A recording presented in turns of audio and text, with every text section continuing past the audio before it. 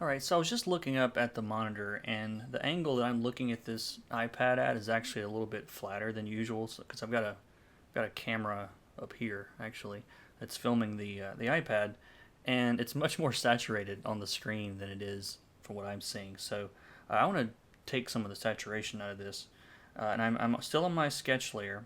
I'm going to hit that little, looks like a magic wand with little sparkles around it. That's the adjustments. I'm going to go to hue, saturation, and brightness. And it's just too saturated. So I'm going to just turn that saturation down a lot. There we go. It's a little bit easier to look at. I'm not blowing you guys' eyes out here. Alright, so what I'm going to do, we're going to start getting in some layers here. So I'm going to hit my layers. Now I'm going to two-finger tap on my sketch. And I'm going to drag my hand, you guys can see it, I'm not making rude gestures, but I'm going to drag my finger across, and you can see that it's getting less and less viewable there, okay? And the faster you go, the more it actually does it. So I just want to get to where I can see it just well enough. So it's something, let's see, somewhere about right there. I'm going to make this a little bit brighter so that, or darker, so you guys can actually see it. Because what I'm seeing on my screen at this angle is actually pretty dark. Alright, so I don't know, it's about 50%, 60%. As long as you can see it and make it out, that's all you really need. Alright, so I'm going to make a new layer.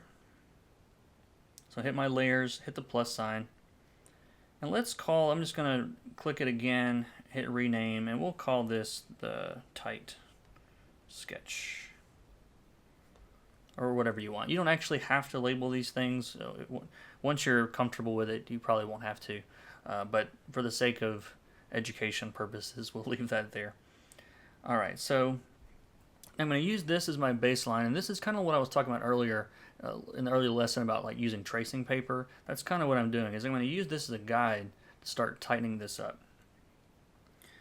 And I'm going to switch to more of a,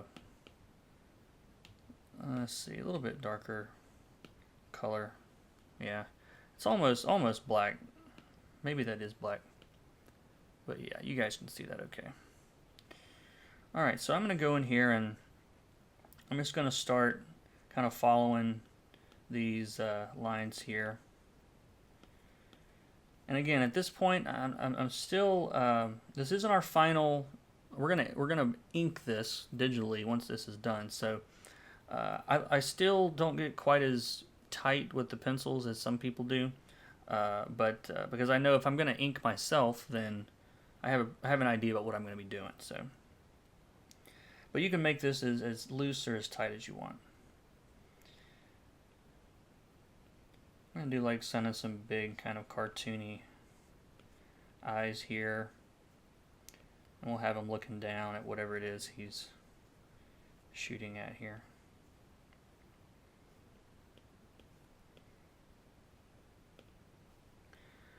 And you know, I'll give you guys another tip when it comes to where to place your ears. So if you draw a face and look at it dead on, the top of the ears lines up pretty close with the tops of the eyes. So you guys can, I'm trying to look at myself here, but you can see that the top of my ears line up right about with my eyeballs, and they stop at about my nose. And that's a pretty good rule of thumb. So when you're making human-ish ears anyway, you know, you can start those about at the top of the eyes and end them where the nose is. Now, where does the nose end? For most people, it's right halfway between this distance. Okay? So right about halfway between the eyes and the nose, or the eyes and the bottom of the chin, that's usually where the nose falls. As a general rule, of course, you know, if you look at someone like Shrek or someone, then their nose is really short, and, you know. But anyway, general rule, that's where the nose falls. But he's kind of looking down here, so we've got this little bit of an angle going on, so I'm just going to leave that up there. And I think I gave this, I gave this guy like the cool Mr. Robot haircut that seems to be very popular these days. So again, I'm not worrying about being too exact here. I'm just scribbling some stuff in. And actually right now it seems like it's a little too high on his head. So again, the wonders of digital art. I'm going to go to my selection tool again. We'll just select his hair. Hit the transform tool, which is that little arrow, and just move it down.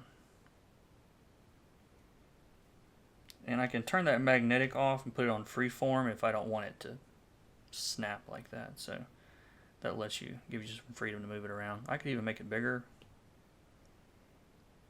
That's actually probably closer to my original one. Something about like that. Alright, so back to my pencil tool here. Eyebrows.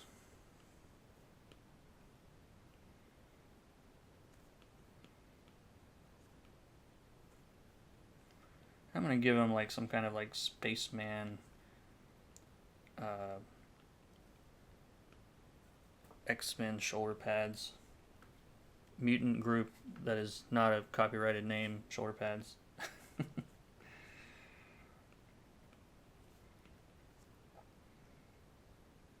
We could give him like some big gauntlets or something.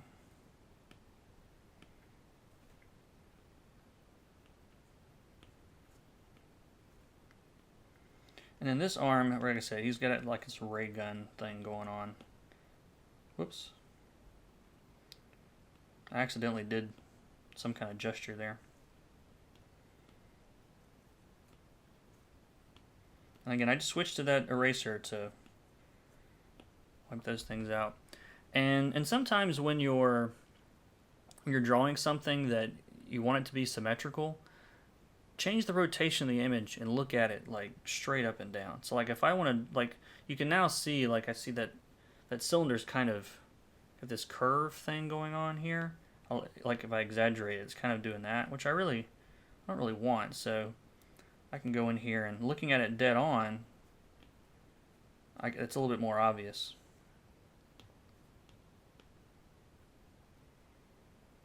I said this wasn't going to be how to draw, but I guess it is a little bit. Something else I like to do a lot when I was a kid, I don't know where I learned this originally, but I would take the paper that I was drawing on and then flip it and hold it up to the light. You guys it's so easy for you guys now. But I would hold it up to the light and look at it in reverse, or look at it upside down, in some cases even. And Procreate actually has this feature built in. So if I hit the little, I'm going to remember what this is one day, the little settings or preferences thing here. If you click on, let's see, where is it? Canvas. So I'm clicking on the, whatever this is, the settings, and then go to canvas and then flip canvas horizontally. And it'll give you a different perspective on it, and you'll see things that you didn't see before. Like, to me, his eyes don't really do what I wanted them to do now. So I can just go in here and, like, I think this eye over here, I'm going to select it and move it down a little bit.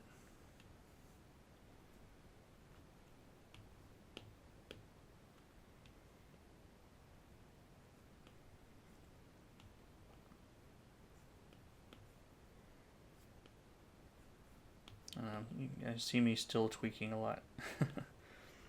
And then I'll flip it back, hit the little settings, and then go to flip horizontally, and I'm back to where I was. And if it still looks right, then, you know, good for us.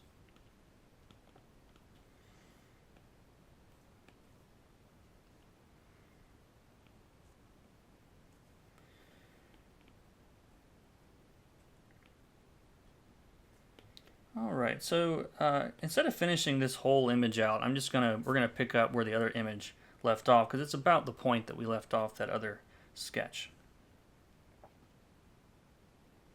So what we're gonna do, let's turn off what we just did and turn on the tight sketch here, I guess you can call it. So You can see in the original, it's a little bit different than what I just did here, but this is all just for fun anyway, so it doesn't really matter. And so this is what I like to call the tight sketch, or if this was in comic book terms, you have a person that pencils the art usually, and then a person inks the art. Sometimes it's the same person.